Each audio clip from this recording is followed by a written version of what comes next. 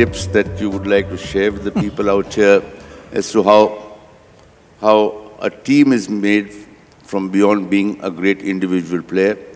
Even a Brian Lara couldn't win for West Indies. You need 11 good people to win a match. So anything that you would like to share? India, in my perception, is a tremendous talent pool. This is not… I'm not speaking this out of my nationalistic fervor.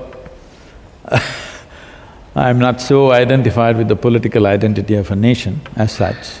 But what I see is, having spoken to all kinds of people across the world, I've spoken in large universities, scientific community which have very keen minds, academics and others, but on an average, if you pick up a bunch of 100 people off the streets of Mumbai or Bangalore or Chennai or somewhere, you will find generally they are of a higher intellect than what you can pick up anywhere in the world, believe me. I'm not saying this because I'm an Indian. Generally, natural intellect is very high, but it is one of the most disorganized intellects. They have intelligence, but organization has not happened, which essentially means lack of leadership.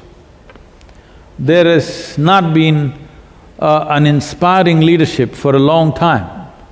We get leaders only when there is super crisis. We don't get leaders to manage our well-being and enhance our well-being.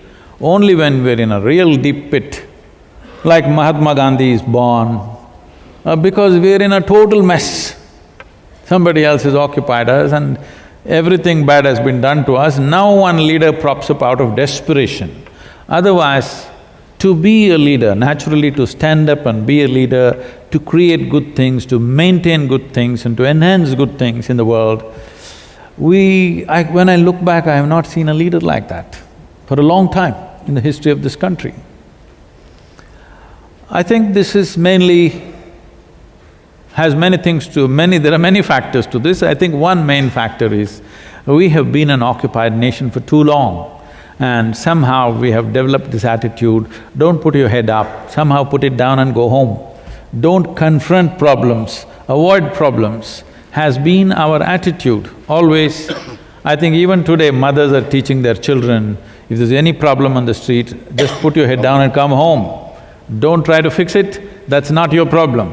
Essentially, a leader means in some way you're willing to confront problems. You're willing to seek out problems and possible problems and fix them before they happen. But that attitude has not been there, so we've not built leadership. And also being an occupied nation, we did not build many layers of leadership. If a good leader comes up there, everybody will start worshipping him. A leader does not need worship. He needs many tiers of leadership for him to find traction and do something meaningful. If his leadership has to find expression in the world, or in a nation, or in a state, or in an industry or whatever, you need many tiers of leadership. But in our society, generally when a good leader comes up, we will see worship, somebody will start building temples for him, somebody will start doing puja for him, all these things start happening. We have to shift from this attitude. Looking up to a leader for inspiration is good, but losing all sense about him is not good. So, what is needed in this country is to develop those many tiers of leadership. This is in… somewhere in 2004 that someone was at our yoga center, a very prominent person in the country, and he asked me, Sadhguru, this is great what you're doing, but what about the nation? I said, see, I have a list of 2,000 people who will make a difference for this country if we impact them. Get me these 2,000 people in the next 4 years. You will see a quiet change will happen in the nation. I'm not talking about prime ministers, chief ministers, because generally their tenure is 5 years and they're gone. But there's another set of leaders in the society who may be business leaders, who may be bureaucratic leaders and social leaders of various kinds, who have a solid 25 to 30 years to impact. Because if you're thinking of any kind of serious impact, you have to think at least 25 years at a time, otherwise nothing significant can be done. So we've been trying to reach them and touch them. Now I can say about 42% of these 2,000 people across the country we have touched, they are bringing about a quiet, silent revolution. Because in my perception, a revolution is not about, I want you to change. This is not a revolution. This is a problem. This is the basis of all problems. I want you to change. I am willing to change. This is a revolution. To bring this forth in everybody, whatever is needed for the situation, I am willing to change myself and do my best in this given situation. This is a revolution. This is the revolution we need in this country right now, because everybody is stuck to their own mindsets, their own caste, their own creeds, their own whatever, different kinds of things. Everybody is an activist for his own causes. There is no bloody cause which is good enough in this world except human well-being.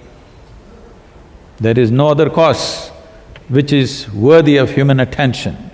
If we don't dedicate ourselves to that, if we dedicate ourselves to that, everyone in some way will become a leader. If your fundamental thing when you step out of your home, if your thing is, today wherever possible, whichever way possible, I will impact as many people as possible. What I'm saying is, let's say you come in touch with 10 people. If 10 people come your way today, you can either impact them positively or negatively, or you can let it pass by.